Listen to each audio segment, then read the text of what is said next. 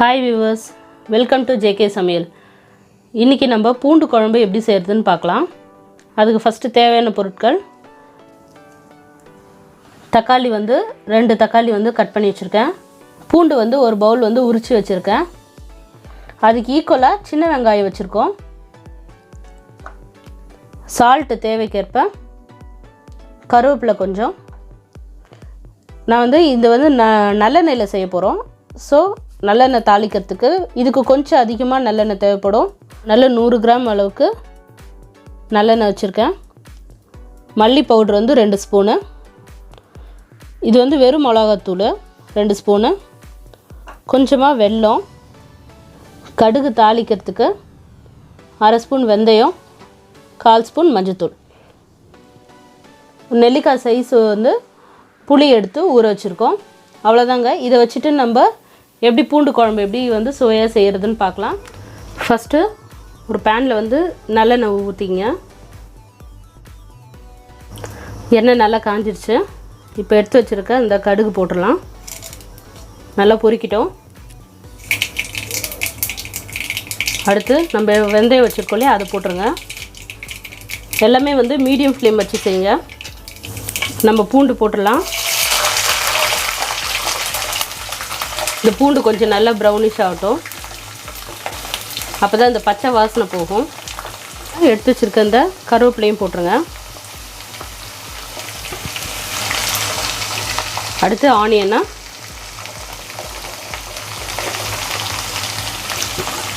பெரிய வெங்காயத்தோட சின்ன வெங்காயம் போட்டிங்கன்னா உங்களுக்கு டேஸ்ட்டு நல்லா கொடுக்கும். ப்ளட் சர்க்குலேஷனுக்கும் ரொம்ப நல்லது.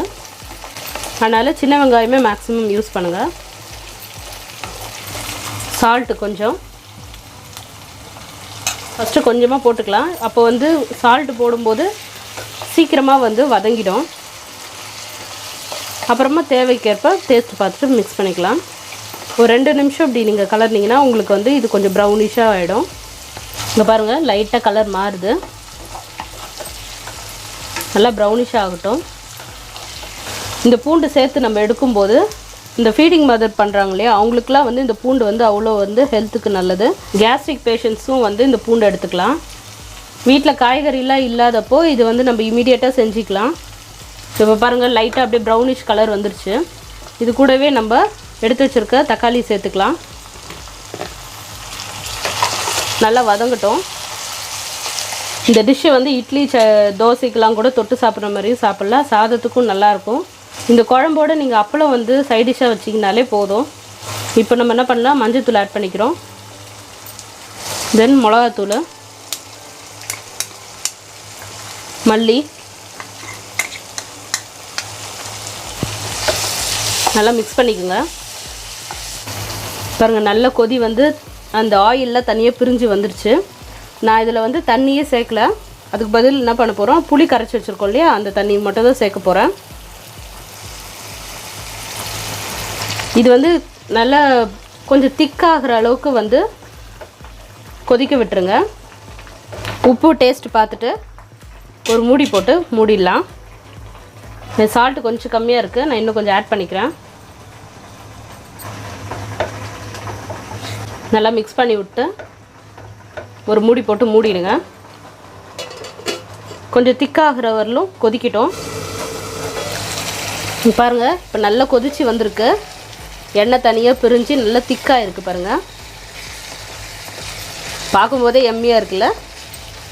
கடைசியாக ரொம்ப முக்கியமான இன்க்ரீடியண்ட்டு, ஒரு சின்ன துண்டு வெல்லம் இதில் போட்டுருங்க.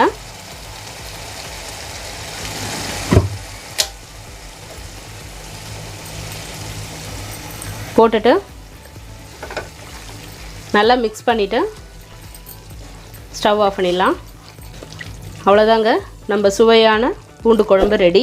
இந்த வீடியோ உங்களுக்கு பிடிச்சிருந்தால் லைக் பண்ணுங்கள், ஷேர் பண்ணுங்கள், கமெண்ட் பண்ணுங்கள். சப்ஸ்கிரைப் பண்ணாதவங்க சப்ஸ்கிரைப் பண்ணிவிடுங்க. தேங்க்ஸ் ஃபார் வாட்சிங் ஜேகே வியூவர்ஸ்.